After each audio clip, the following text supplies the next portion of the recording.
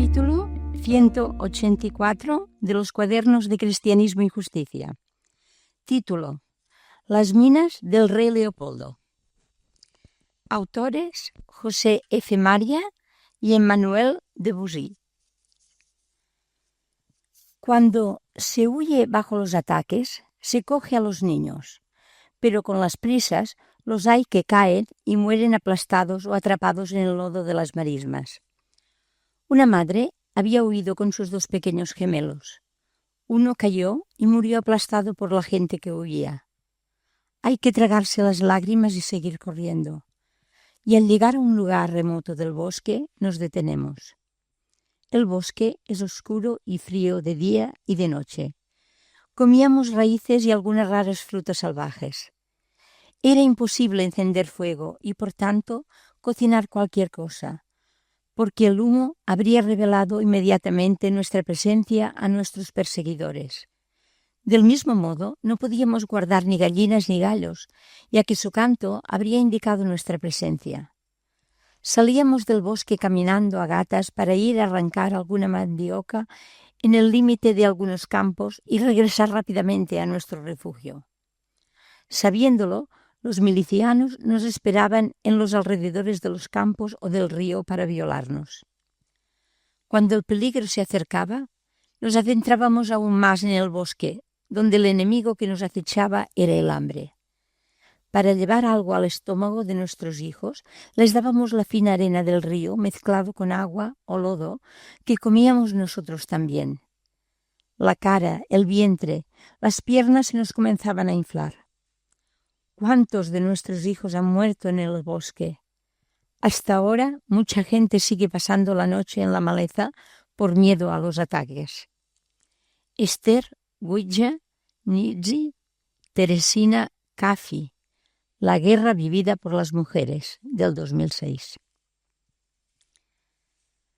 Adon Kalenka trabaja 7 días a la semana extrayendo minerales del suelo sin guantes. Tiene 13 años y vive en la provincia de Katanga, en la República Democrática del Congo. No tiene hogar y no puede pagar los $6 al mes que cuesta ir a la escuela. A veces duerme en la calle, otras en un orfelinato. La mayoría del tiempo trabaja ganando $3 al día. Es una de las 67.000 personas en Katanga que se gana la vida extrayendo piedras que contienen 2 minerales preciados en todo el mundo: cobre y cobalto. El cobre, rojo-marrón, se usa para hacer cables eléctricos necesarios para iluminar las ciudades de nuestro mundo. El cobalto, metal gris plateado, se usa para hacer motores de avión, tinta y pilas de teléfono móvil. Katanga contiene el 4% del cobre mundial y 1/3 de las reservas de cobalto. Los minerales que Adón y niños como él extraen de la tierra roja y dura se encaminan a hornos de fundición en las afueras de ciudades empobrecidas cercanas a las minas. La mayoría de estos hornos oxidados y alimentados a mano son propiedad de empresas basadas en un país lejano, un país que fue fundado en una ideología que exalta los derechos de los trabajadores, la República Popular China. La espinilla izquierda de Adón tiene una cicatriz de una caída sufrida durante un corrimiento de tierras de hace 3 años, en que murieron algunos trabajadores, incluidos 4 de sus jóvenes amigos. En realidad, Adón y sus compañeros y compañeras practican una forma caótica de capitalismo, con muy poca supervisión de la empresa o del Estado. Los artesanos mineros no son empleados, son trabajadores por cuenta propia que venden a intermediarios lo que han extraído y limpiado. S. Clark, M. Smith, F. Will, China-led Child Workers, Die Digging in Congo Mines for Copper, 23 de julio del 2008. ¿Qué tienen en común estos 2 relatos? Que se sitúan en zonas ricas en minerales de la República Democrática del Congo, RDC, y que sus protagonistas son gente pobre relacionada con la actividad minera de la región. En el primer caso, localizado en zonas boscosas cercanas al lago Kivu, nordeste de la RDC, la relación con la minería no es evidente. Sin embargo, los grupos armados que matan, violan y aterrorizan a la población se financian en buena parte con diversas formas de extorsión a mineros individuales que extraen coltán, oro o estaño de minas de la zona. Estos minerales son transportados a intermediarios de las ciudades fronterizas de Bukavu y Goma y luego exportados legalmente a Ruanda y Burundi, desde donde serán incorporados al mercado global. En el segundo caso, la provincia de Katanga, sureste de la RDC, no tienen problemas de grupos armados, pero miles de niños y adultos de la provincia, los llamados artesanos mineros, extraen mineral de cobre y cobalto en pésimas condiciones de salud y seguridad. El mineral es transportado y vendido a empresas que lo transforman en cobre y cobalto para la exportación, metales para la economía global. A partir de 2002, las empresas transformadoras han adquirido derechos legales sobre las minas de las que están desplazando a la mayoría de artesanos mineros de la provincia. Así pues, los actores principales de este drama ya han aparecido en escena: las empresas, los militares, los políticos y, en el centro de nuestros focos, la población congoleña sufriente. El escenario no se sitúa en las míticas minas del rey Salomón, escondidas en algún lugar de África, según la novela del escritor victoriano Agridit Hagar, 1885, sino en las minas de la RDC, que fue propiedad particular del rey Leopoldo de Bélgica entre 1885 y 1908. Las minas del rey Leopoldo. El cuaderno que presentamos es fruto de largas horas de estudio sobre la situación de la RDC en nuestros despachos de Barcelona, Cristianisme y Justicia, y Bruselas, Jesuit European Social Center, de reuniones en Europa con gente que conoce y ama la RDC y, sobre todo, de diversas visitas sobre el terreno a Kinshasa, a la provincia de Katanga y a la región del lago Kivu entre los años 2007 y 2012.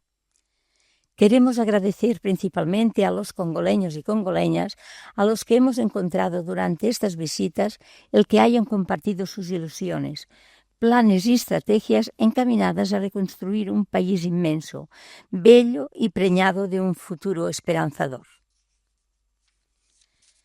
Capítulo 2. La RDC. La RDC, con 68,7 millones de habitantes en 2011, es el cuarto país más poblado de África, tras Nigeria, Egipto y Etiopía. Es además un país muy extenso, con 2.345.410 kilómetros cuadrados, supera a la suma de las superficies de todos los países de Europa Occidental. Capítulo 2.1. Situación de la RDC. Su territorio ha sido calificado como escándalo geológico por sus riquezas mineras, que incluyen cobalto, cobre, cadmio, petróleo, diamantes, oro, plata, coltán, zinc, manganeso, estaño, germanio, uranio, radio y bauxita, y de granero de África por su potencial agrícola. Sin embargo, es uno de los países más pobres de la Tierra. En la clasificación del Programa de Naciones Unidas para el Desarrollo, PNUD, del año 2011, ocupa el puesto 187, el último de los países censados. Una causa importante de esta pobreza es la débil presencia del Estado en el territorio, con un presupuesto anual equivalente al de la ciudad de Amberes, 400.000 habitantes. La Administración no puede cubrir eficazmente servicios públicos básicos, seguridad, educación, sanidad, servicios sociales, infraestructuras, para sus 68,7 millones de habitantes. A esta situación se suma la complejidad étnica. En la RDC existen 280 etnias y tribus, muchas de las cuales comparten territorio con otras etnias. Además, se hablan en el país 212 lenguas, También los conflictos exteriores de la RDC. La RDC tiene fronteras con 9 países. También los conflictos exteriores han diezmado la riqueza y el desarrollo del país.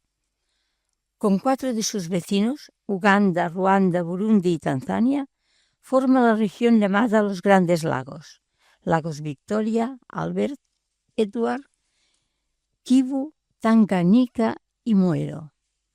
Desde mitad de los años 90, los conflictos armados en esa región han sido excepcionalmente sangrientos. Capítulo 2.2. Historia reciente.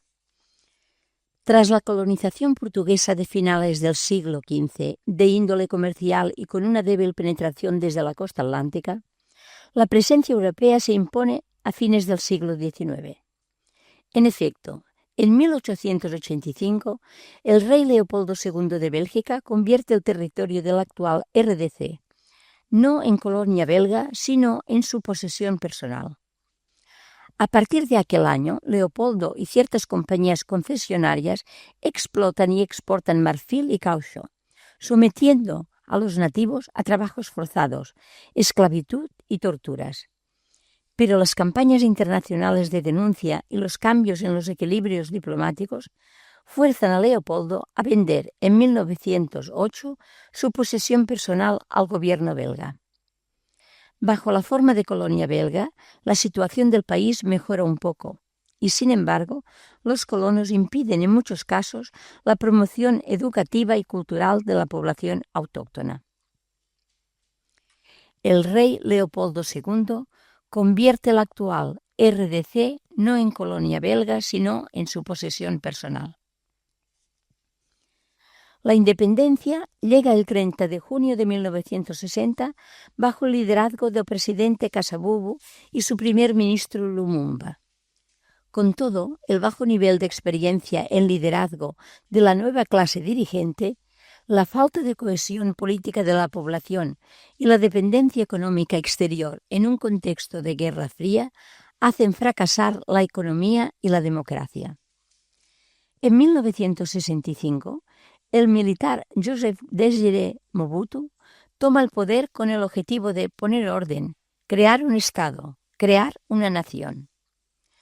En 1966 suprime el Parlamento y en 1970 decreta el unipartidismo. En 1973 impulsa la Zairinización, una nacionalización económica selectiva para controlar el entramado económico y financiero del país. Pero la gestión corrupta lleva al progresivo desastre económico. Con todo, a nivel exterior, Mobutu se asegura la amistad con los Estados Unidos y Occidente, puesto que garantiza que el centro estratégico de África es aliado anticomunista. Sin embargo, al final de la Guerra Fría, el dictador es abandonado por sus padrinos occidentales y en 1990 es obligado a nivel interior a iniciar la democratización del país.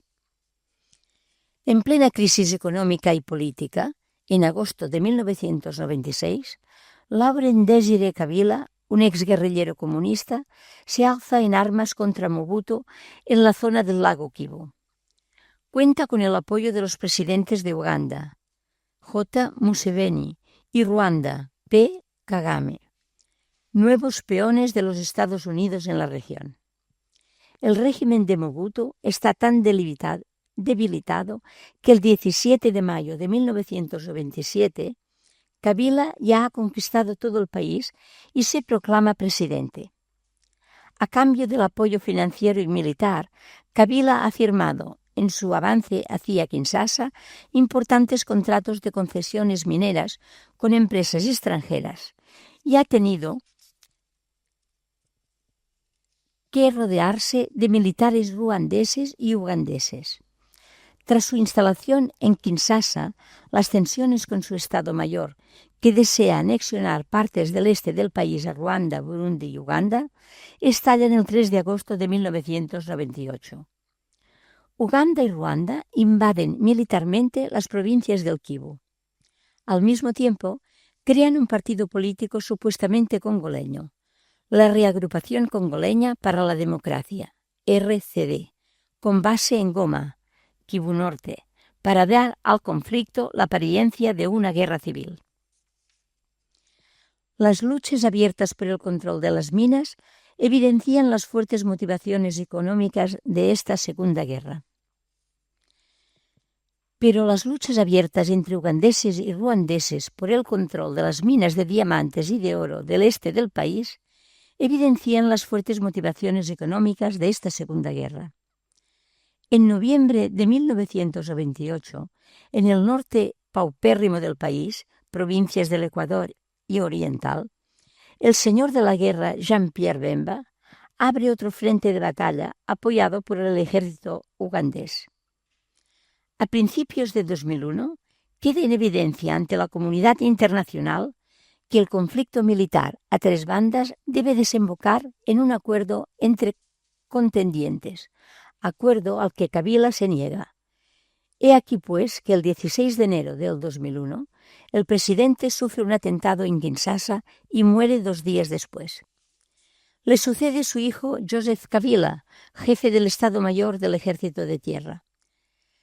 Sin que las causas o los autores del asesinato se hayan esclarecido, los países ricos, Francia, Bélgica, Estados Unidos y los organismos internacionales, ONU, FMI, Banco Mundial, legitiman rápidamente al nuevo presidente que firma la paz con sus contendientes y constituye un gobierno de transición con participación de los grupos armados y de la sociedad civil, bajo tutela internacional. Comienza una transición a la democracia llena de obstáculos que, sin embargo, culminará en julio del 2006 en la Tercera República, con las primeras elecciones multipartidistas y libres desde 1960. En ellas, Joseph Kabila es elegido presidente y Jean-Pierre Bemba queda relegado a jefe de la oposición. A finales del 2011, unas elecciones legislativas y presidenciales con sustanciales irregularidades resultan en la reelección de Kabila como presidente. Con todo, su familia y su partido gestionan el país con poca transparencia y están perdiendo legitimidad a los ojos de la población y de la comunidad internacional. Capítulo 3. La minería en la RDC.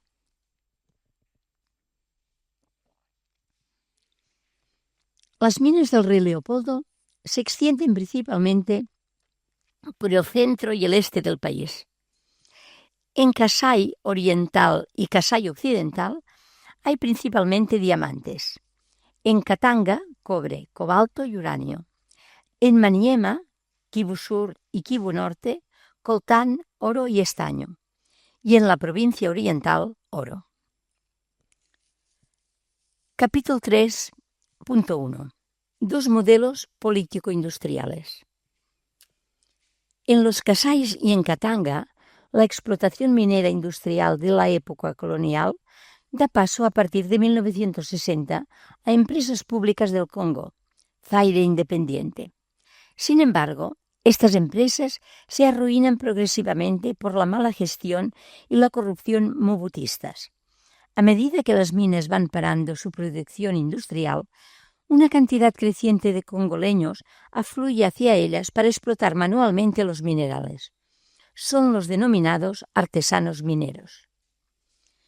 Durante las guerras de 1926 a 2002, el número de artesanos mineros crece aún más, dado que la extracción se amplía a zonas sin tradición minera, los Kivus, Maniema y Oriental, en las que otras actividades económicas, la agricultura, la ganadería o el comercio, ya diezmadas en los años 80 y 90 por la mala gestión y la corrupción de Mobutu, decrecen por causa de la actividad de grupos armados. Además, como ya hemos señalado, el control de zonas mineras constituye una razón central para las invasiones militares de aquellos años, desde Uganda, Ruanda y Burundi. Y en estas invasiones, ciertas empresas mineras occidentales conectadas con mafias globales juegan un papel principal. El pillaje asociado con las guerras de 1996 al 2002 es brutal y descarnado. Unas y otras partes enfrentadas roban bancos, plantaciones, minas, materiales de fábricas, productos agrícolas y ganaderos, etc. Esta situación, que retrasa la llegada de la paz, origina la creación, en virtud de la resolución de 1304 del Consejo de Seguridad de la ONU, de un grupo de expertos que se desplaza sobre el terreno para conocer la realidad de cerca. En 2001, el grupo presenta 2 informes que explican detalladamente la implicación de diversos actores en la explotación ilegal. Dichos informes señalan que los gobiernos y algunos de sus miembros operando por cuenta propia, más directamente implicados son los de Ruanda, Burundi y Uganda. El presidente Kabila es señalado por haber recibido sumas provenientes de empresas mineras para financiar sus guerras. Estas acciones de pillaje se realizan en convivencia con bancos, compañías aéreas y empresas mineras de capital europeo, norteamericano o africano. También aparecen hombres de negocios, militares regulares extranjeros, jefes rebeldes no integrados en el nuevo ejército regular congoleño o traficantes de armas. La principal perjudicada es la población congoleña, que sufre atroces violaciones de sus derechos humanos. Ve cómo se acumula la deuda externa del país y es privada de recursos financieros necesarios para el desarrollo. En 2002, al final de la Segunda Guerra, las instituciones de transición promulgan un nuevo código minero para regular la actividad del sector. El código, en cuya redacción ha influido decisivamente el Banco Mundial, liberaliza y privatiza las concesiones mineras con el objetivo teórico de aumentar los recursos del Estado y así promover el desarrollo del país. Pero la realidad es muy compleja y la ley no está consiguiendo tan fácilmente el desarrollo económico pretendido. En efecto, a fin de profundizar en el funcionamiento del sector minero congoleño, hay que distinguir entre 2 modelos político-económicos territoriales que se están desarrollando hoy en la RDC. A. Provincias con conflictos de alto nivel. Se trata de las provincias del nordeste, oriental, Kivu Norte, Kivu Sur y Maniema. Estas zonas han sido históricamente menos pobladas, más pobres, más rurales y menos escolarizadas porque los reinos precoloniales y la colonización no penetraron tanto como en el sur y el oeste del país. Además, resultan ser vecinas de países como Uganda, Ruanda y Burundi, que combinan pobreza y densidad de población en un cóctel productor y exportador de conflictos. Finalmente, estas provincias no se han dedicado históricamente a la minería, sino a la agricultura y al comercio a gran distancia. Antes de la independencia no albergaban empresas mineras coloniales y la extracción de minerales como el coltán, el estaño o el oro han comenzado a partir de los años 1990 con muy pocas empresas y con una gran mayoría de artesanos mineros.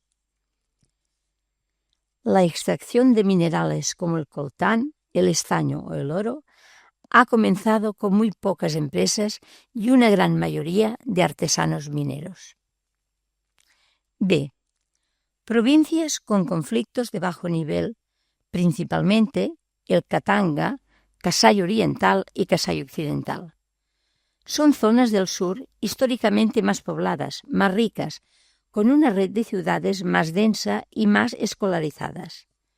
La actividad minera, diamantes en los Kasais y cobre, cobalto y uranio en Katanga, data de la época colonial, en la que se desarrollaron grandes empresas industriales que, tal como hemos señalado, dieron paso a grandes empresas públicas tras la independencia. Tras la aprobación del Código Minero del 2002, entre 3 y 4 centenares de empresas están extrayendo minerales en Katanga, sobre todo cobre y cobalto. Estos dos modelos político-industriales reflejan dos escenarios del drama que estamos describiendo. En dichos escenarios se desarrollan historias como las que hemos presentado en la introducción, las de las familias pobres desgarradas por un conflicto sangriento alimentado por las rentas de la minería, y las de los miles de niños y jóvenes que extraen mineral de cobre y cobalto en condiciones de educación, seguridad y salud altamente precarias. Estos artesanos mineros están entrando en conflicto con los intereses industriales globales, representados por empresas extranjeras que han empezado a operar desde el año 2002. Vamos a ejemplificar los dos modelos en los próximos apartados. Describimos, por una parte, la situación en la región del lago Kivu, conflicto de alto nivel, y por la otra, la situación de la provincia de Katanga, conflicto de bajo nivel. Capítulo 3.2. La situación en los Kivus. Capítulo 3.2, apartado 1. La región del lago Kivu. Situada en el nordeste del país, limítrofe con Uganda, Ruanda, Burundi y Tanzania, la región del lago Kivu fue dividida en dos provincias, Kivu Norte, con capital en Goma, y Kivu Sur, con capital en Bukavu. Los dos Kivus tienen una superficie de 125.000 kilómetros cuadrados y en 2012 tenía cerca de 10.400.000 habitantes. Aunque estas provincias no son tradicionalmente mineras, hoy se explota en ellas el coltán, mineral del tántalo, la wolframita, mineral del tungsteno, y la casiteria, mineral del estaño. Tras la independencia, 1960, la rentabilidad de la actividad minera disminuyó progresivamente y en 1976 se creó la Sominki, Société Minière du Kivu, sociedad belga mixta con un 28% de acciones propiedad del Estado congolés, que disponía entonces de 47 concesiones que abarcaban una superficie de 10.000 kilómetros cuadrados. En 1982, el presidente Mobutu liberaliza el sector minero congoleño, pero con la crisis económica de los años 80, solo la explotación de oro permanece rentable. Las otras concesiones cesan sus actividades, dejando espacio a los artesanos mineros. Al principio de la década del 2000, la empresa canadiense Banro compra las acciones privadas de Sominki y se convierte así en la única empresa extractiva activa actualmente en el Kivu. Desde octubre de 2011 explota el yacimiento aurífero de Tuangiza y dispone de 3 otros permisos de explotación. Aunque Banro sea la única empresa que explota minerales, existen centenares de permisos de explotación que son propiedad de diversas empresas mineras, principalmente extranjeras. La conjunción de la liberalización del sector minero, del paro en la explotación industrial tras la Primera Guerra de 1996-1927 y del boom del coltán de los años 1999-2000 explica el actual modelo de extracción artesanal. Por otra parte, los territorios del Kivu están aislados a causa de la falta de carreteras y de tendido eléctrico, lo cual hace particularmente compleja la explotación industrial. Actualmente se estima en 200.000 el número de artesanos mineros en cada una de las dos provincias del Kivu, un total de 400.000. Se estima en 400.000 el número de artesanos mineros en Kivu. Sucesivos informes de la ONU resaltan el hecho de que, desde la guerra de 1926, diversos grupos armados nacionales y extranjeros se financian por la explotación ilegal de los recursos geológicos de esta región. La presencia de militares en los yacimientos degrada las condiciones de trabajo y de vida de los artesanos y contribuye a mantener un conflicto sufrido por la población local, dada la incapacidad del gobierno de Kinshasa para restablecer la paz en la zona. La suerte de las mujeres congoleñas a las que se refiere el escrito que comienza este cuaderno está ligada, pues, a este modelo de explotación minera intervenido por grupos armados. Capítulo 3.2, apartado 2. La situación de los artesanos mineros. La minería artesanal y en pequeña escala, MAPE, está muy extendida en los países en desarrollo. Este sector emplea a casi 13 millones de artesanos y permite vivir a 100 millones de personas en todo el mundo. Cerca del 80% de la MAPE se realiza en condiciones informales que incluyen el trabajo de mujeres y niños y son perjudiciales para la salud y la seguridad laboral.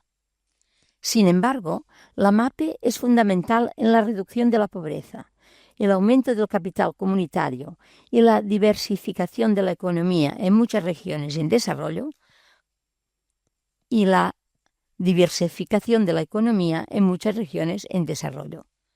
porque es viable en zonas con mínimas infraestructuras donde la minería industrial sería imposible.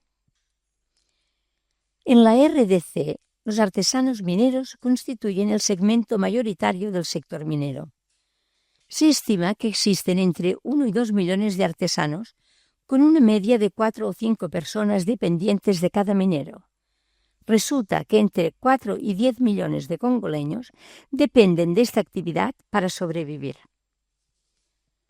Los artesanos mineros en la RDC forman un grupo sociológicamente heterogéneo, compuesto por jóvenes, como Adon Kalenga, que interrumpen sus estudios por falta de dinero, agricultores sin tierra debido a conflictos o a la presión demográfica, maestros reconvertidos por causa de un salario insuficiente para mantener a la familia, exsoldados desmovilizados, etc.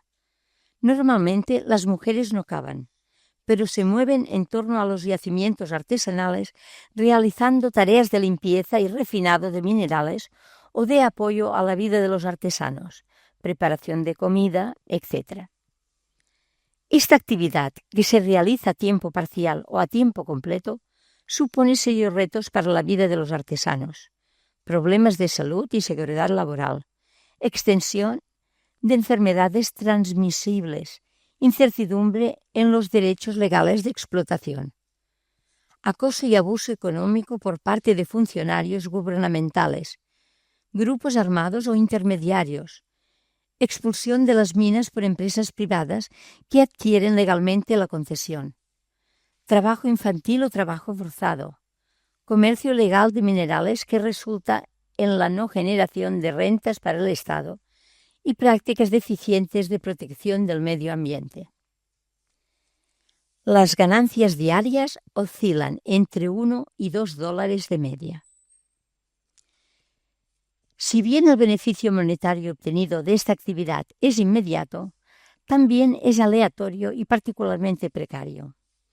Se estima que en la RDC las ganancias diarias oscilan entre 1 y 2 dólares de media, aunque muy a menudo son dilapidadas en vez de ahorradas. Efectivamente, los yacimientos están normalmente muy aislados de núcleos urbanos y por ello el coste de la vida es mayor que en otras partes. Además, los artesanos viven a menudo solos y gastan importantes sumas en alcohol, prostitución o mantenimiento de una segunda familia. Se trata, pues, de una economía de supervivencia y de una trampa de la pobreza, con una probabilidad alta de endeudamiento durante la estación de lluvias que dificulta la explotación y aumenta los riesgos de salud asociados a las malas condiciones de extracción. Dicho esto, existen pocas alternativas a la minería artesanal, dada la falta de otras soluciones que produzcan empleos con sueldos decentes. Esta actividad constituye el último filón social para evitar la caída en la pobreza absoluta, y sin embargo no concede una sólida perspectiva de futuro. Además, en la región del Kivu, la presencia militar o paramilitar castiga a los artesanos de diversas maneras: impuestos ilícitos sobre los circuitos de producción y comercialización, remuneración de la protección forzada de los yacimientos o bien trabajo forzado. Sin embargo, hoy en día se considera que las fuentes de financiación de la guerrilla hutu-ruandesa del FDLR, Fuerzas Democráticas de Liberación de Ruanda, que opera en la región del lago Kivu, no se reduce a la explotación de los artesanos mineros. Al contrario, se extiende al comercio de todos los productos básicos, la exacción de paraimpuestos y la venta de productos agrícolas. En ausencia de un Estado que garantice la seguridad y sea capaz de conectar la región con su entorno geográfico, asistimos a una militarización de la economía del este del Congo que va mucho más allá del sector extractivo. Capítulo 3.2, apartado 3. La formalización del sector minero artesanal en el este de la RDC. Puesto que la actividad informal de los artesanos mineros no tiene a corto plazo alternativas viables, el camino a seguir pasa principalmente por su formalización. Existen iniciativas de formalización y pueden ser clasificadas en 4 categorías principales, distintas pero complementarias: la organización de los artesanos, la trazabilidad, la certificación y la diligencia debida. La organización de los artesanos mineros consiste en el sostén a la semimecanización de su trabajo, su estructuración en cooperativas, la reglamentación de los conflictos del suelo, el desarrollo de las infraestructuras y el reforzamiento de la sociedad civil. La trazabilidad se concreta en el seguimiento de los minerales desde su lugar de extracción, a fin de determinar la mina de origen y evitar así que los compradores se provean en yacimientos controlados, por ejemplo, por grupos armados. Sin embargo, esta trazabilidad no permite verificar si durante el transporte de los minerales entre la mina y el lugar de venta ha habido episodios de extorsión. La certificación pretende evitar el conflicto en el yacimiento minero por la vía del respeto a ciertas normas sociales y medioambientales obligatorias. La Conferencia Internacional para la Región de los Grandes Lagos, CIRGL, trabaja actualmente en la elaboración de un sistema de certificación regional que incluya la RDC, Ruanda, Burundi y Uganda. La diligencia debida, due diligence, se puede definir como el proceso por el que una empresa implicada en una cadena de aprovisionamiento garantiza que no compra minerales ligados a un conflicto. Este método consiste en el seguimiento de los productos desde su lugar de extracción y se basa en 4 pilares: la identificación de los riesgos de conexión con un grupo armado, estrategias para contrarrestar estos riesgos, auditorías independientes y la publicación de las medidas tomadas por la empresa. El estándar de diligencia debida más común es el de la OCDE, de la OCDE. En estos esfuerzos de formalización de la actividad minera informal, el papel de las empresas mineras industriales es ambiguo, aunque dichas empresas tienen poder para solucionar satisfactoriamente algunos problemas. En concreto, la empresa canadiense Banro, que opera en la zona del Kivu, ha tenido que gestionar la cohabitación con los artesanos mineros que explotaban la concesión antes de la llegada de la empresa.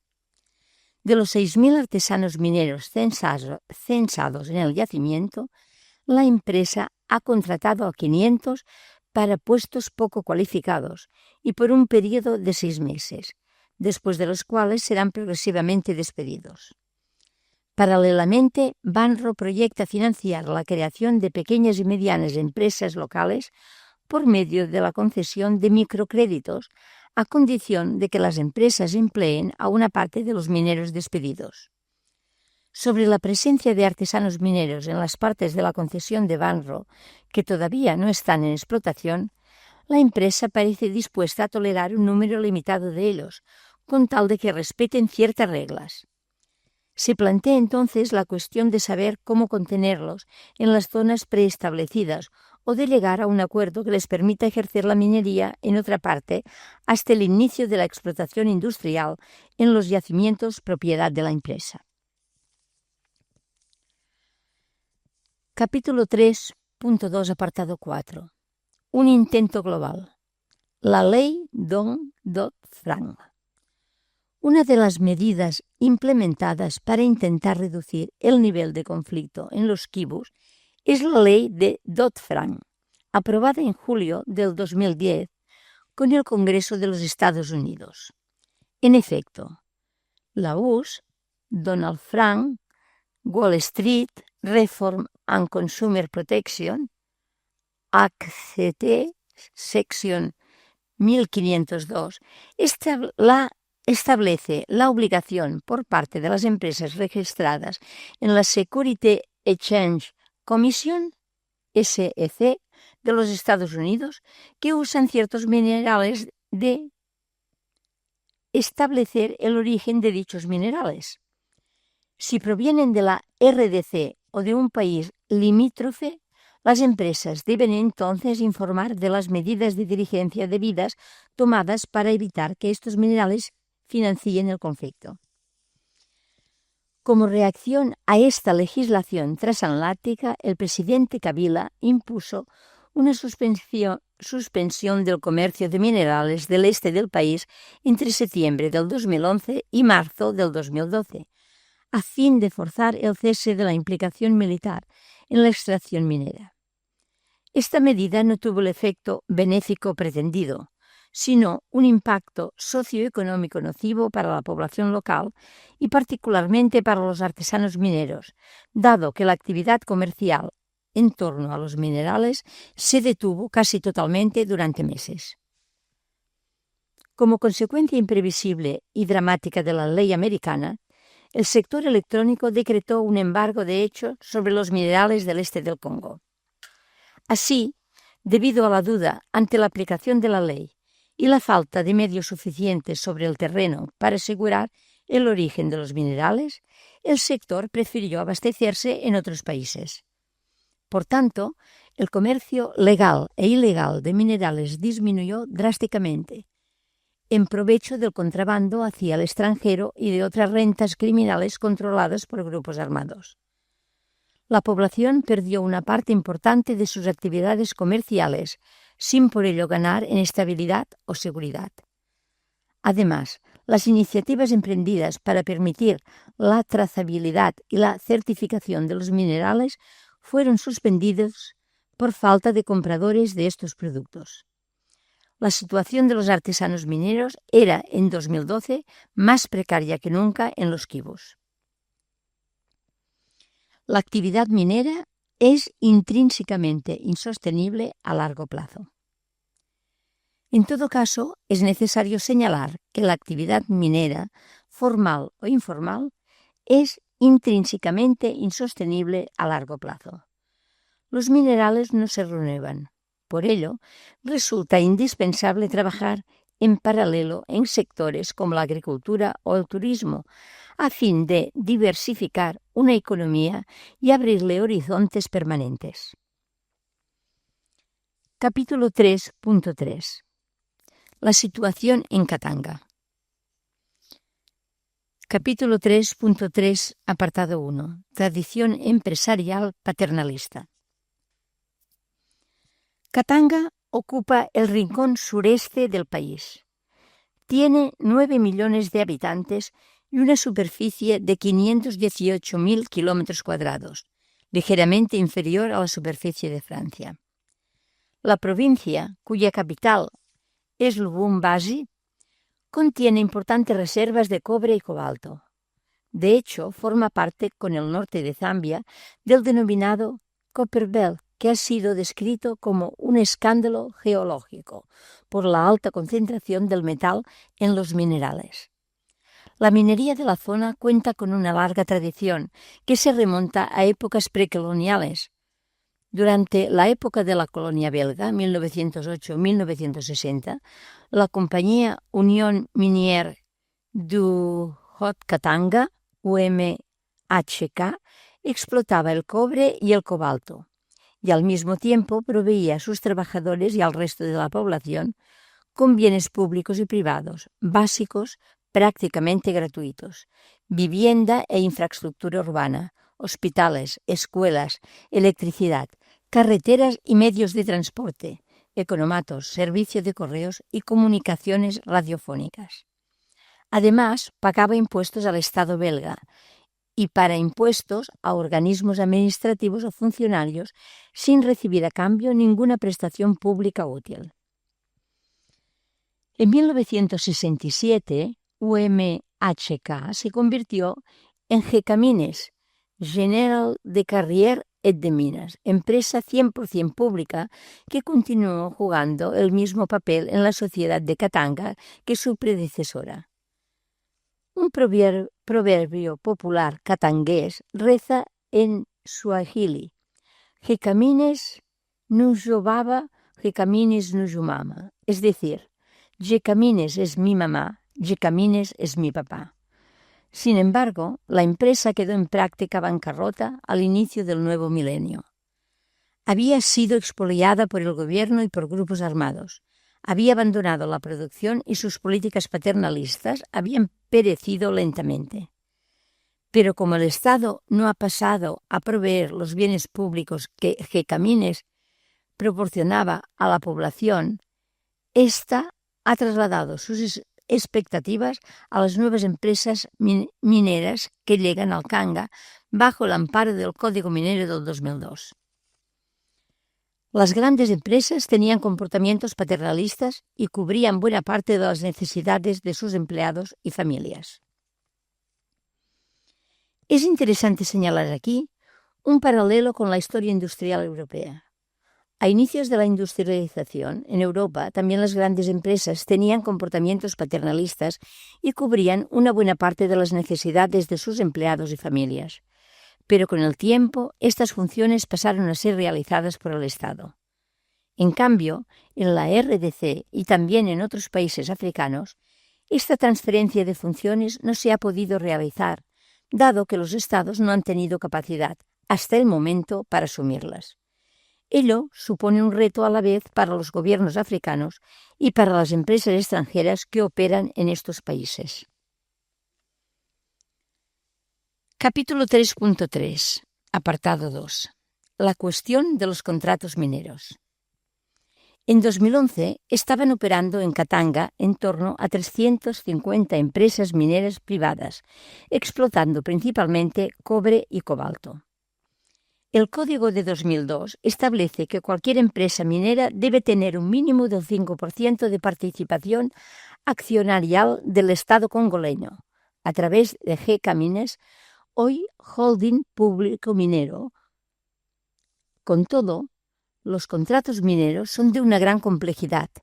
Deben especificar principalmente, además de las participaciones accionariales, los pagos de impuestos a la producción, condiciones a los niveles de producción y a los precios del metal, exenciones impositivas durante un periodo inicial de inversión, planes de inversión social de la empresa en la comunidad local y planes de impacto y restauración medioambiental.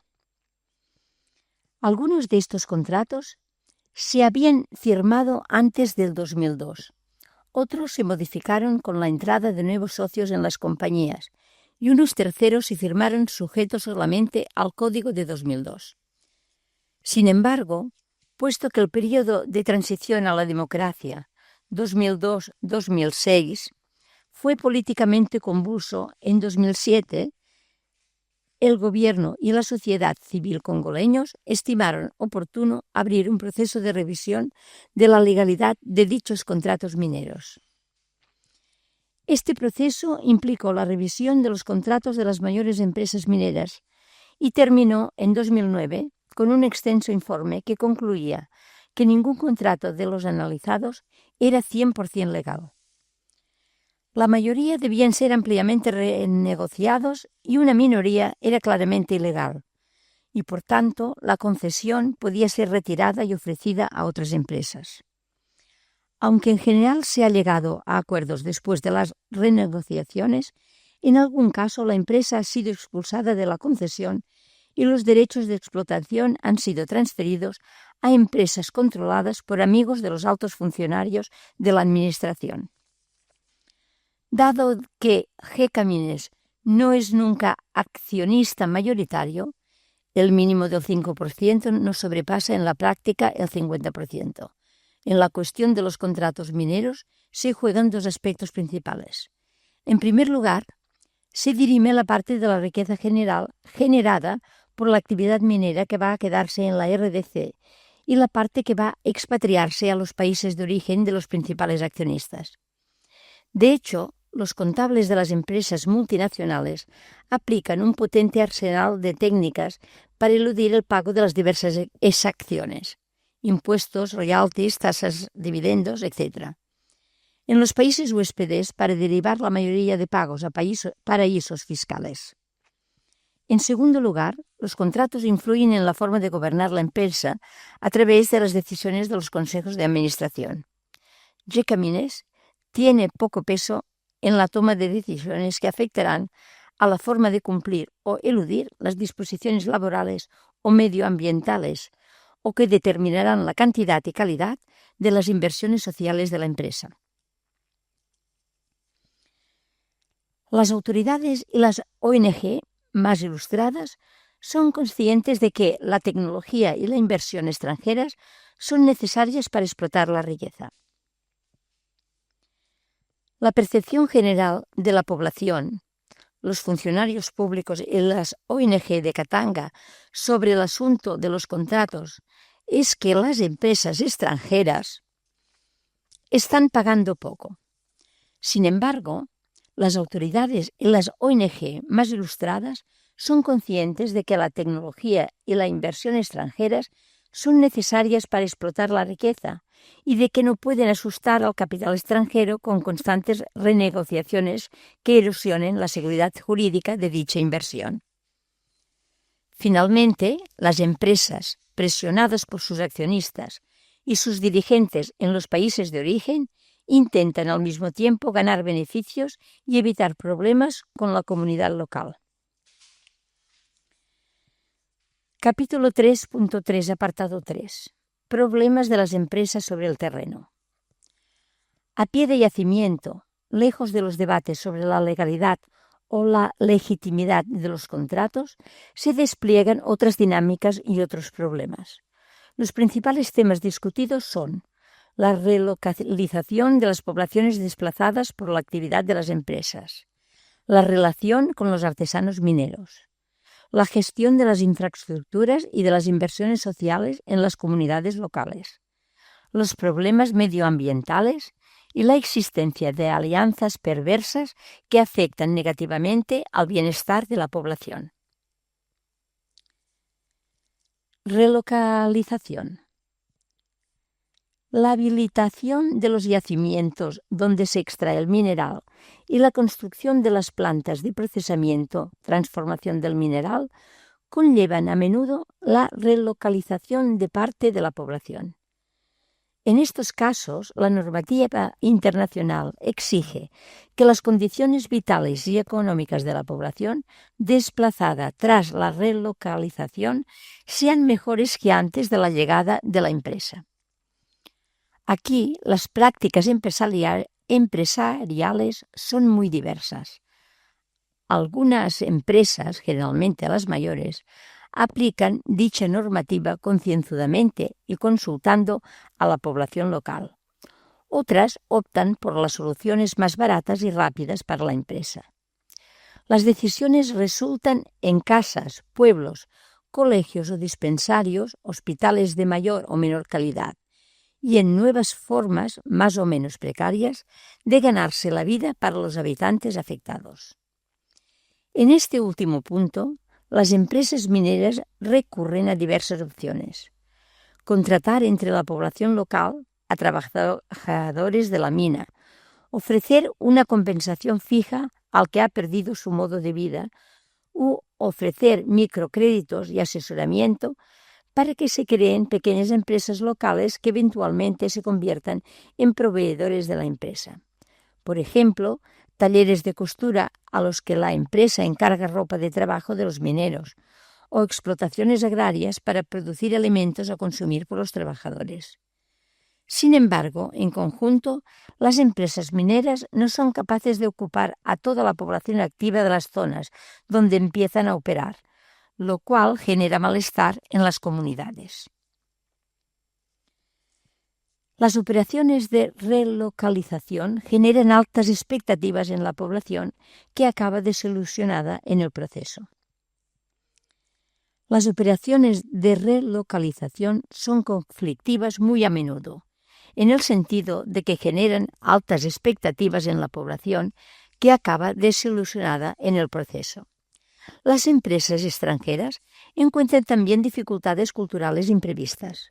Por ejemplo, el pueblo desplazado en el interior de la concesión de la empresa, Tenke Fungurume Mining, conoció una epidemia de divorcios debida en buena parte al aumento del nivel de vida experimentado tras la relocalización.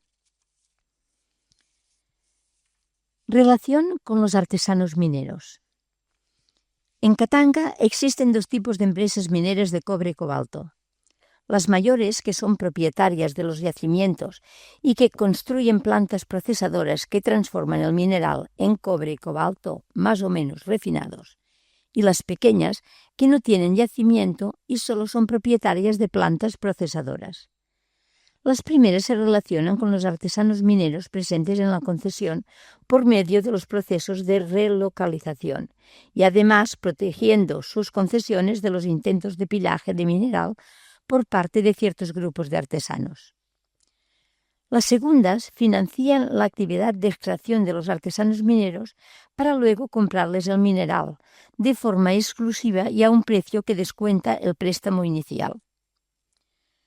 Dos son los principales problemas en este caso. El primero es la capacidad de negociación de los artesanos en relación con el precio de venta del mineral. Aquí existen a veces instituciones mediadoras, intermediarios, transportistas o sindicatos de mineros que convierten en más compleja y a menudo más injusta para los artesanos la relación artesano-empresa. El segundo es la habilitación por parte del Estado de concesiones mineras exclusivas para los artesanos. Aquí el Estado prefiere vender concesiones a las empresas antes que arrendarlas a los artesanos mineros, a pesar de que la legislación minera estipule la necesidad de mantener sitios exclusivos para los artesanos. En este sentido, el proceso de reforma del Código Minero congoleño, iniciado en 2012, va a generar desafíos cruciales para el futuro del sector minero artesanal. Gestión de las infraestructuras e inversiones sociales. En general, los diferentes niveles de la administración pública, central, provincial, local, no garantizan las infraestructuras suficientes para que las empresas mineras puedan operar de manera eficiente. Las mineras deben apoyar a la Compañía de Electricidad Pública, SNEL, o activar generadores de electricidad propios, encargarse del mantenimiento de carreteras de acceso a la mina, hacer llegar agua corriente a la concesión, etc. La percepción de los dirigentes de las empresas es que están pagando impuestos al Estado y a cambio no reciben servicios públicos. Por ello, se ven obligados a promover inversiones en bienes públicos y servicios básicos en el entorno de la mina. En la práctica de dichas inversiones, cada empresa las planea y ejecuta de manera que pueden resultar más o menos provechosas para la población local. Por ejemplo, en Ruazi, barrio de Lubumbashi, capital de Katanga, las dos principales empresas mineras no están coordinándose suficientemente con la administración municipal para que el agua corriente, más allá de alcanzar a las empresas, llegue a toda la población. En esta cuestión se manifiesta el choque cultural entre, por un lado, la mentalidad paternalista de la población y de la administración local, y por el otro, la mentalidad empresarial liberal, según la cual la responsabilidad de la empresa es pagar impuestos para que la administración provea bienes y servicios públicos. Problemas medioambientales. La industria minera realiza actividades que generan mucha polución. En concreto, las tecnologías de extracción y transformación del cobre y el cobalto incluyen procesos mecánicos, químicos, eléctricos o térmicos que generan humos, residuos sólidos o líquidos contaminantes. Las mineras más responsables usan filtros de humos y depósitos o balsas estancas para eliminar o reducir el impacto medioambiental. Pero otras empresas son menos responsables y vierten al aire, al agua o al suelo estos diversos residuos. Por ejemplo, una minera de un barrio de Lumbunshai ha sido reiteradamente acusada por las ONG y por el Partido Ecologista congoleño de verter productos químicos al suelo y al agua y así estar contaminando los acuíferos y la producción agrícola de la zona. Sin embargo, ciertas denuncias acaban en saco roto, debido a la falta de reacción de funcionarios públicos que reciben dinero por su inhibición. Alianzas perversas. En la gestión de todos estos problemas hemos observado la génesis de alianzas temporales perversas entre actores. Por ejemplo, a veces miembros de la administración se alían con ciertas ONG locales para culpabilizar a las empresas, sobre todo si son extranjeras, de males sociales de los que la administración es directamente responsable o de acciones perjudiciales que en realidad no han sido cometidas por empresas.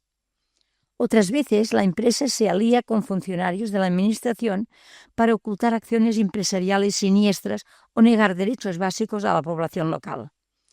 En este sentido, el mal funcionamiento del Estado de Derecho, jueces y funcionarios, pervierte las dinámicas de relación entre las empresas, la administración y la sociedad civil, que no puede jugar su papel de contrapesos. Capítulo 4. Conclusión. Tras el análisis de la compleja realidad política y económica que explica el funcionamiento de las minas del Rey Leopoldo, llega el momento de sacar conclusiones. En ellas queremos comenzar volviendo la vista hacia las personas que nos han introducido en esta realidad, las mujeres maltratadas en la zona del lago Kivu y el joven Adón Kalenga, artesano minero en Katanga. Con la vista fija en estas personas, la pregunta que nos planteamos a la hora de iniciar estas conclusiones es: ¿cuáles son los aspectos clave de la situación analizada y qué pueden hacer los diversos actores, empresas militares, políticos y población sufriente implicados en ella, a fin de que todos los congoleños y especialmente los que más sufren vivan de una forma más humana? O dicho de un modo que acentúa una paradoja central de la RCD.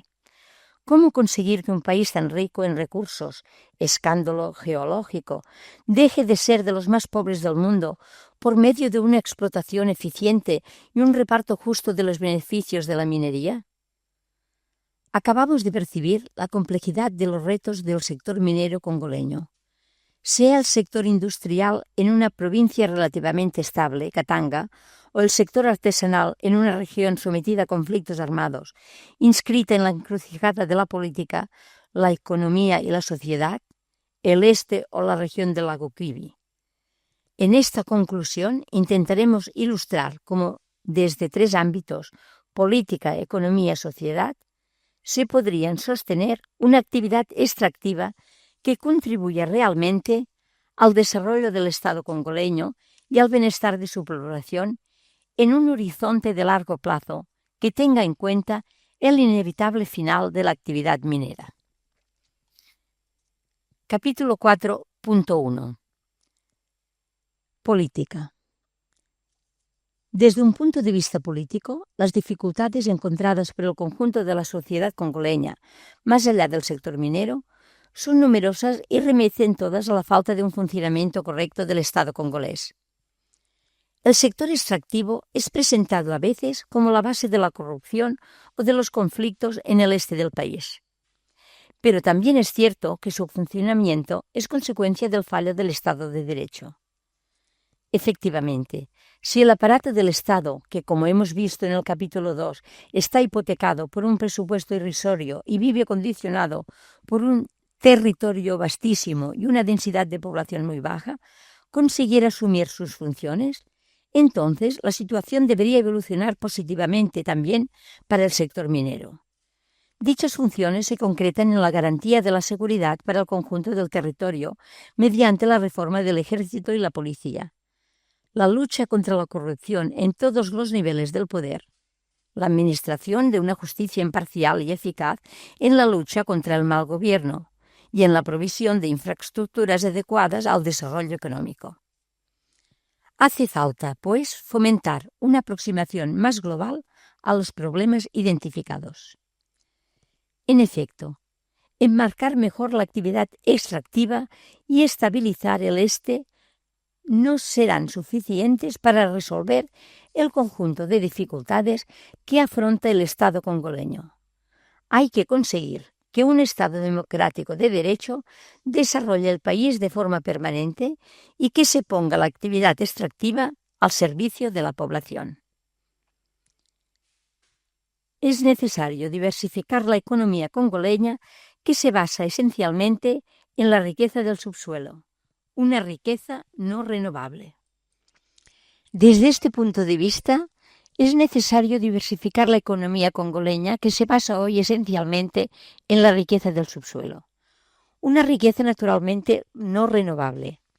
Hay que promover que una parte creciente de estos minerales sea transformada en el país y también desarrollar otros sectores como el turismo, la agricultura o la industria alimentaria, cervecerías, azucareras. Se estima en menos de 100 años la esperanza de vida de los yacimientos congoleños actuales y por ello urge ampliar la base económica del Congo. Ello supone una visión política a medio y largo plazo diferente del beneficio máximo inmediato. Hacen falta políticas activas e incentivos para que la población no lo apueste todo al sector minero, para que Adón Calenga pueda volver a la escuela y labrarse un futuro más allá de la mina, para que los que deben ser sus maestros no abandonen las aulas y acompañen a Adón en la mina porque ganan un sueldo superior al del sector educativo, o para que haya agricultores que produzcan los alimentos que hoy Katanga importa porque la mina es más rentable que el huerto. Es por ello esencial el apoyo de la comunidad internacional al Estado congoleño, principalmente por la vía de la reforma del sector de seguridad y la visión general de la comunidad internacional de la región de los Grandes Lagos. Es muy importante, dado que permite abordar de forma coherente cuestiones económicas y militares que sobrepasan una perspectiva estrictamente congoleña. Capítulo 4.2. Economía.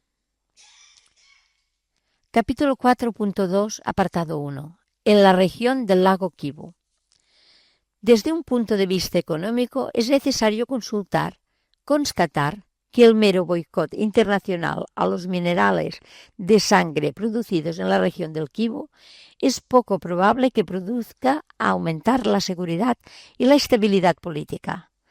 Tal como hemos mostrado más arriba, los grupos armados de la zona no se debilitan con dicho boicot, porque se financian con exacciones a todos los sectores productivos, no solo al sector minero artesanal. En cambio, parece más indicado modificar la contribución del sector minero al desarrollo del país por medio de la formalización de la actividad de los artesanos mineros. Efectivamente, el actual proceso de revisión del Código Minero del 2002 es una oportunidad para sentar y formalizar esta actividad económica en el paisaje congoleño. Hoy en día no existe prácticamente una clase media en esta región, pero el reconocimiento del papel socioeconómico de los artesanos mineros puede restañar dicho déficit. El desarrollo de los artesanos mineros es posible si se les dota de un estatus legal, de un régimen jurídico de uso del suelo, de estructuras de organización, de material y de formación, de infraestructuras que acaben con el aislamiento y permiten el comercio. En paralelo, hay que promover la trazabilidad, la certificación y la diligencia debida. Existen normas nacionales, el Código Minero, regionales, CIRGL, e internacionales, Dodd-Frank y la ONU, en la minería.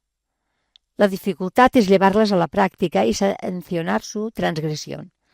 Aquí, las iniciativas regionales e internacionales adquieren sentido ante una economía globalizada, pero plantean la pregunta por la coherencia entre estos diferentes niveles de gobierno.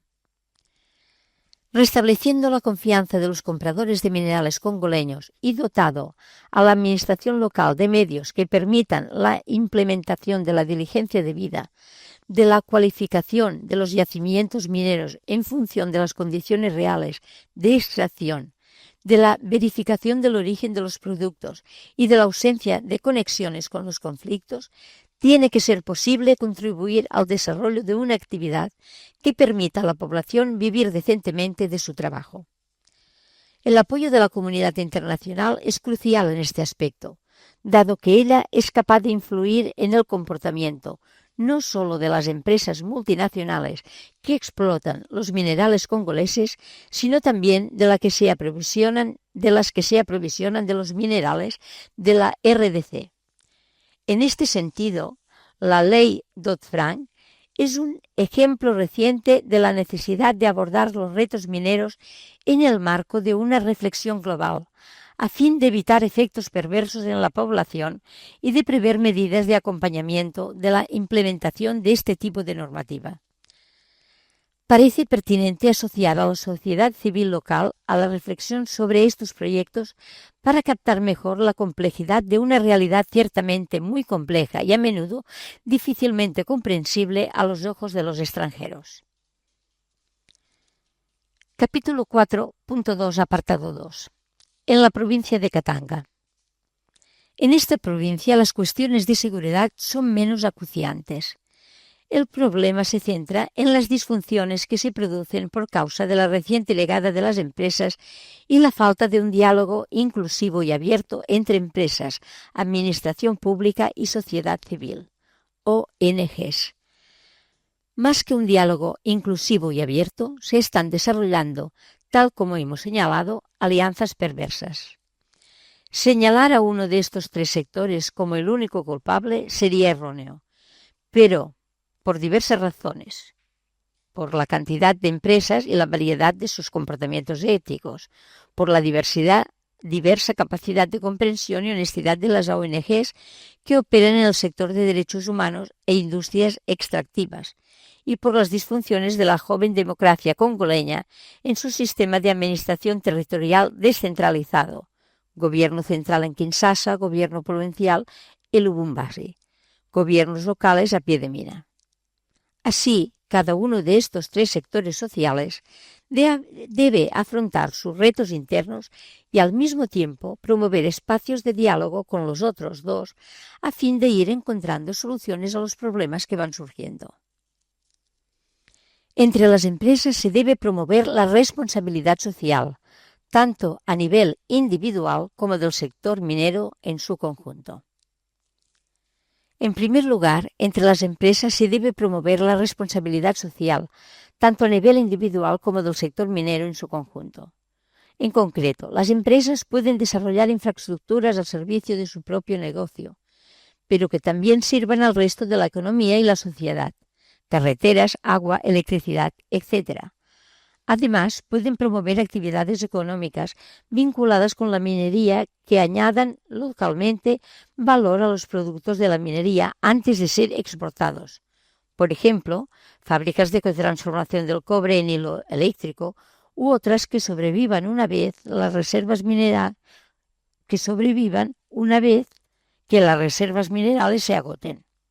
Y finalmente, pueden tomar conciencia de que su papel no es el de sustituir al Estado en el territorio, tal como habían hecho las grandes empresas coloniales y poscoloniales, sino apoyarlo, también pagando impuestos justos para que dicho Estado pueda ejercer sus funciones propias y promover el bien común.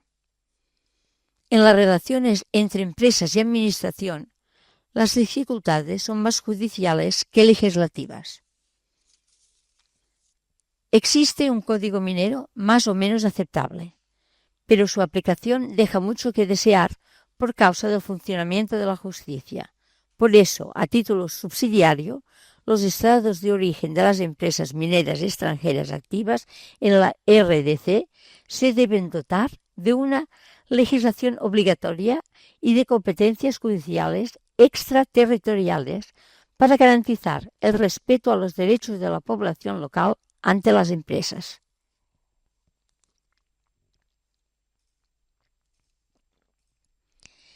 En esta dirección, un ejemplo claro a apoyar y perfeccionar es la ley americana Dodd-Frank sobre la transparencia del sector minero y de los minerales extraídos en contexto de conflicto.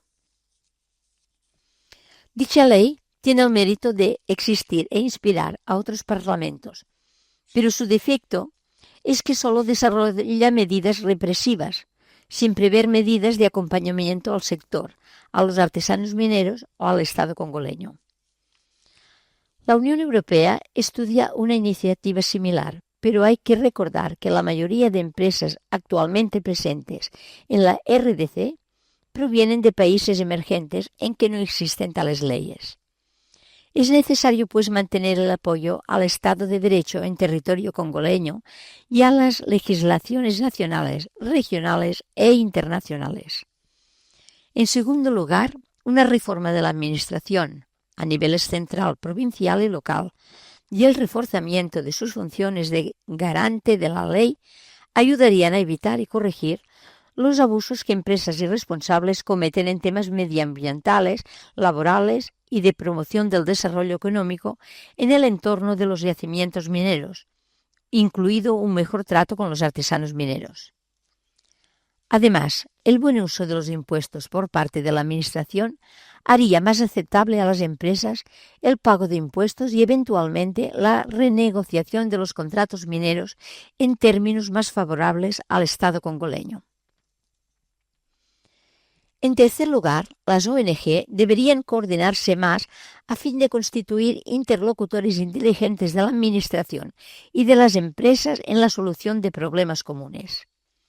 Además, hay que urgir la reforma de algunas ONG que se dedican a financiarse en base a empresas en vez de buscar soluciones. Dicha reforma elevaría la credibilidad de las ONG como interlocutoras de empresas y administración pública. En conjunto, el camino de estas reformas en el interior de cada sector es compatible con el diálogo intersectorial centrado en problemas que afectan a empresas mineras singulares. Por ejemplo, vertidos de productos tóxicos en ríos, a determinadas poblaciones donde opera más de una empresa. Por ejemplo, coordinación entre empresas vecinas de las inversiones sociales en el territorio que comparten. O a la provincia entera de Katanga. Por ejemplo, coordinación de empresas, ONG y administraciones en la implementación de planes de desarrollo provinciales en temas como las infraestructuras del transporte. Capítulo 4.3. Sociedad. Finalmente, desde un punto de vista social, es interesante estudiar el papel que la solución civil ocupa hoy en el desarrollo económico y político de la RDC. Efectivamente, la sociedad civil tiene tradicionalmente una función fundamental de contrapoder similar al de la prensa, por ejemplo, cuando analiza y pone en cuestión las decisiones de agentes políticos. En el Congo constituye el eslabón indispensable entre la élite dirigente y la población a fin de jugar efectivamente el juego de la democracia. Además, la sociedad civil refuerza y sostiene a las comunidades locales y a los artesanos mineros en su cohabitación con las empresas mineras industriales. Después de haberse implicado en la revisión de los contratos mineros 2007-2009, la sociedad civil congoleña se ha movilizado para influir en la revisión del Código Minero del 2002, para que tome en cuenta las necesidades de formalización del sector de los artesanos mineros y defienda mejor sus derechos ante las multinacionales y los intereses de ciertos funcionarios y políticos. Es interesante notar aquí una diversidad de puntos de vista en función de las provincias. Así, por ejemplo, Kinshasa, la capital que se beneficia más de los impuestos pagados por empresas que de los pagados por los pobres artesanos mineros, tiende a favorecer al sector minero industrial, mientras que las provincias del Kivu, con mayoría del sector artesanal, promueven el reconocimiento de la minería artesanal en la economía congoleña. En todo caso, la concentración a nivel de sociedad civil y ONG comienza a nivel provincial y va trasladándose a nivel nacional a fin de conseguir una posición común ante el gobierno central, competente en la reforma legislativa. Ciertamente, la sociedad civil congoleña puede ser calificada de dinámica y eficaz, a pesar de sus grandes disparidades. Sin embargo, es de destacar la importante presencia de la sociedad civil internacional, ONG globales, especialmente en las provincias del Kivu. Aquí no podemos evitar sospechar que dicha presencia esté sustituyendo o castrando a la sociedad civil congoleña. Ello refleja el hecho de que las actitudes neocolonialistas no solo anidan en las empresas multinacionales o en los organismos gubernamentales internacionales, sino también en el sector de las ONG. La sociedad civil internacional debe ser cuidadosa en el diálogo entre valores globales y valores locales. Por eso, la sociedad civil internacional debe ser cuidadosa en el diálogo entre valores globales y valores locales. Las ONG internacionales deben establecer diálogos para determinar prioridades de acción a nivel congoleño y transferir tecnologías apropiadas que sirvan a la consecución de dichas prioridades. Capítulo 4.4. ¿Y nosotros, ciudadanos de países ricos? Los congoleños son evidentemente los actores principales en el proceso de cambio local.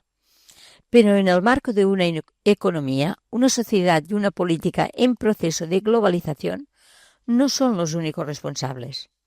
Por ejemplo, la mayoría de minerales extraídos de la RDC sirven en los países ricos para elaborar cables eléctricos, pilas, joyas de oro o teléfonos móviles, consolas o ordenadores. Por eso consideramos legítimo preguntar, ¿qué podemos hacer nosotros ciudadanos de los países ricos? La respuesta a esta pregunta pasa por investigar posibilidades de acción en tres direcciones, en tanto que participantes en los mercados, en tanto que miembros de la sociedad civil y en tanto que miembros de la comunidad política. Para ayudar efectivamente hace falta estar bien informados. Pero antes de desgranar acciones en estos tres campos, creemos necesario poner de manifiesto que para ayudar efectivamente a gente como las mujeres del Kivu o a Don Kalenga, además de buena intención, hace falta estar bien informados. En efecto, la acción a distancia es mucho más compleja que la acción local. Entre nosotros y ellos existen diversas conexiones que pueden acabar generando consecuencias contrarias a las pretendidas desde aquí. Por ejemplo, si creemos que podemos reducir el poder de los grupos armados que operan en el Kivu por medio del boicot a las empresas que compran minerales extraídos por artesanos mineros de la zona, nos equivocamos. Estos boicots no estrangulan la capacidad financiera de dichos grupos, sino que les dan más poder. A quien estrangulan es a los artesanos mineros, que entonces se desesperan y pueden acabar engrosando las filas de cualquier de estas guerrillas. Sin embargo, la complejidad y las acciones con efectos perversos no deberían paralizarnos, sino activar nuestra inteligencia y nuestra participación en organizaciones inteligentes que lleven a buen fin nuestras buenas intenciones. La ignorancia es peligrosa. Capítulo 4.4, apartado 1. Participantes en mercados. A partir de los hechos y procesos que hemos expuesto en este cuaderno, creemos que un consumidor solidario y responsable no debería exigir a las empresas que compran minerales provenientes de la RDC que abandonen inmediatamente sus conexiones con minerales de sangre. En cambio, debería presionar para que estas empresas se cercioren mecanismos de diligencia debida de que sobre el terreno están cambiando las condiciones del comercio de minerales, a fin de que los artesanos mineros y los comerciantes honestos puedan ir quedándose con una mayor proporción de su valor añadido. Aquí queremos subrayar que estos procesos son lentos y complejos. Exigen una acción continuada por parte de las empresas y coordinada con otros actores, ONG, gobiernos, organismos internacionales. Por eso, un consumidor solidario y responsable debe desconfiar de las empresas que ofrecen soluciones aparentemente momentáneas y definitivas. Ya no compramos minerales de tal zona y, en cambio, apoyar y monitorizar a empresas que han abierto procesos colaborativos para ir cambiando las cosas sobre el terreno. Estamos implicados en un diálogo a nivel local con los mineros, las ONG y las administraciones para implementar procesos de trazabilidad y transparencia. El consumo responsable tiene la capacidad de cambiar las dinámicas empresariales y responsables.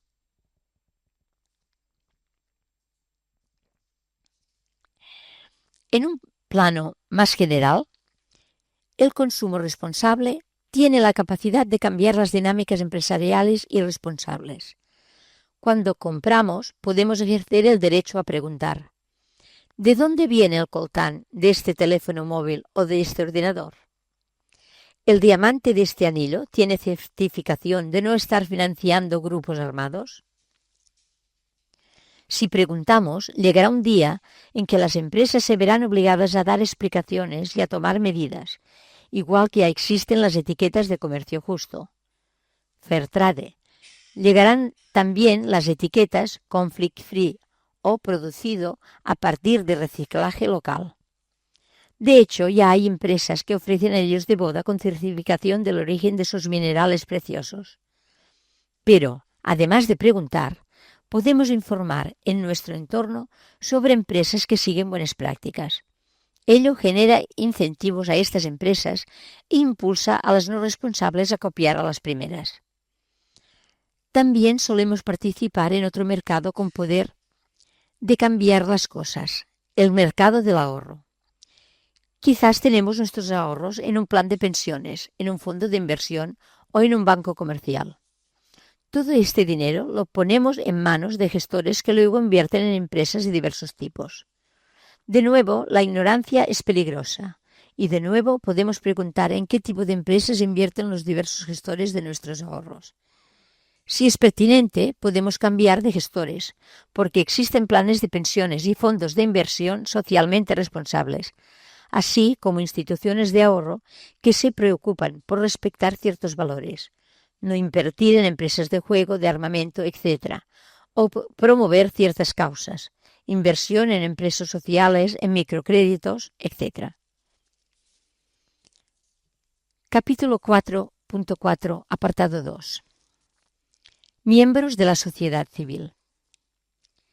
Las acciones que acabamos de proponer son complejas y por ello no siempre es cómodo o eficaz realizarlas individualmente. Aquí entran en juego las organizaciones de la sociedad civil a las que podemos apoyar y de las que podemos recibir información, organizaciones de consumidores y usuarios, ONG para el desarrollo, etc. En este campo, la complejidad invita también a la cautela y a la inteligencia. Seguramente no es positivo fiarse de ONG que prometen soluciones instantáneas o maniqueas.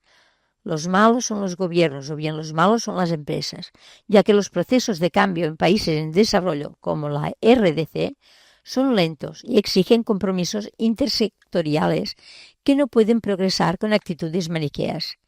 En cambio, es positivo apoyar ONG que comprenden la complejidad de los procesos económicos, que eligen dialogar con actores sociales responsables y que no caen en el neocolonialismo porque confían las agendas de negociación a líderes locales responsables. Por ejemplo, en nuestras visitas sobre el terreno hemos conocido ONG internacionales que operan en Katanga y cuyos directivos son congoleses bien formados, con un conocimiento muy profundo de la realidad del país y con un sincero deseo de mejorar la situación. A ONG de este tipo hay que dar apoyo desde los países ricos.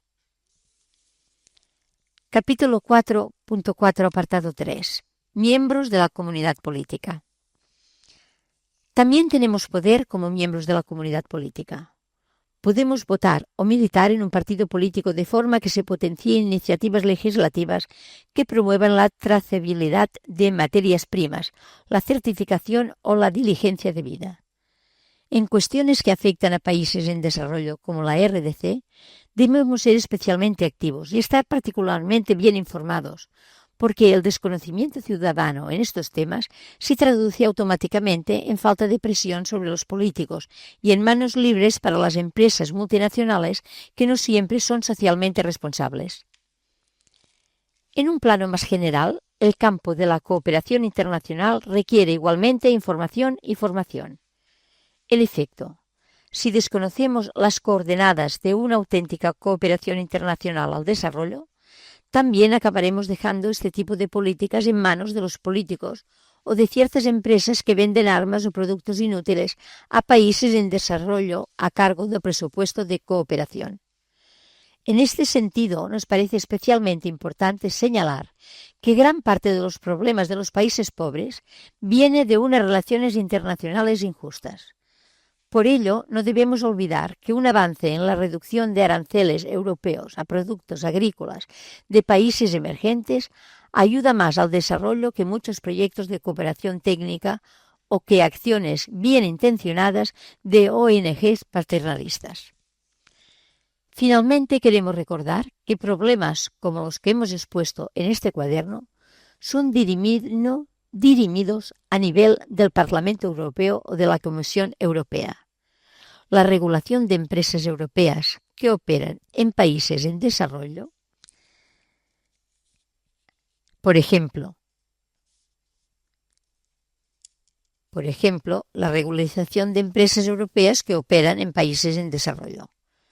Por eso, la dimensión europea de nuestra militancia política se está convirtiendo cada día en más importante.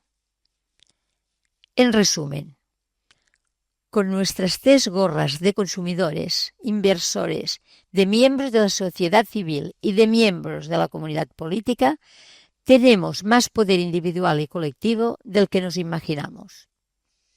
Ejerciéndolo con buenas intenciones y con inteligencia, apoyados en organizaciones fiables, iremos cambiando las cosas a la vez que cambiamos nuestra propia mentalidad, porque en el interior de cada uno está la raíz de nuestras acciones, de nuestra decisión bien intencionada y eficaz para cambiar las vidas de gente como las mujeres del este de la RDC o como a Don Kalenga, el joven artesano minero de Katanga.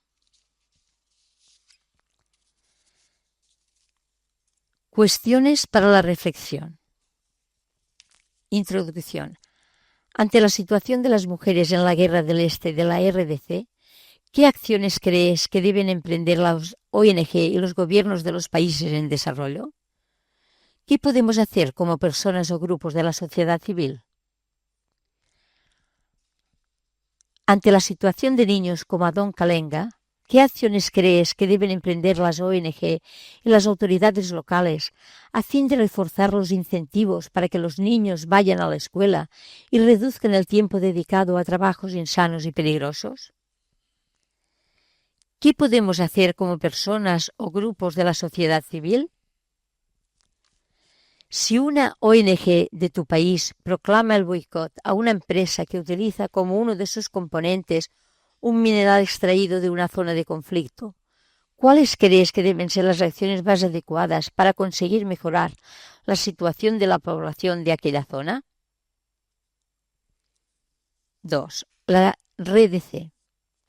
Si la historia política de la RDC nos dice que se trata de una democracia reciente, ¿debemos juzgar la calidad de dicha democracia con los mismos estándares con los que juzgamos a las democracias europeas? ¿Qué acciones concretas crees que deben emprender la sociedad civil, las ONG, los grupos religiosos, por ejemplo las iglesias cristianas u otros, para mejorar la calidad de la democracia y el bienestar de la población? 3. La minería en la RDC. ¿Cómo se puede mejorar la situación de los artesanos mineros y de sus familias en una zona de alto nivel de conflicto como la región del lago Kivu? ¿Y en una zona de bajo nivel de conflicto como el Katanga? Piensa en acciones concretas que sabes que funcionan para colectivos en situación parecida en otros países en desarrollo. ¿Qué problemas, consecuencias perversas crees que puede tener la aplicación sobre el terreno en África de una ley como la Dodd-Frank aprobada en los Estados Unidos? ¿Con qué medidas de apoyo y en qué ámbitos geográficos se pueden evitar dichas consecuencias perversas? ¿Qué podemos exigir desde los países del norte a nuestros gobiernos y a nuestras empresas a fin de que los contratos que firman en países pobres respeten un reparto justo de la riqueza?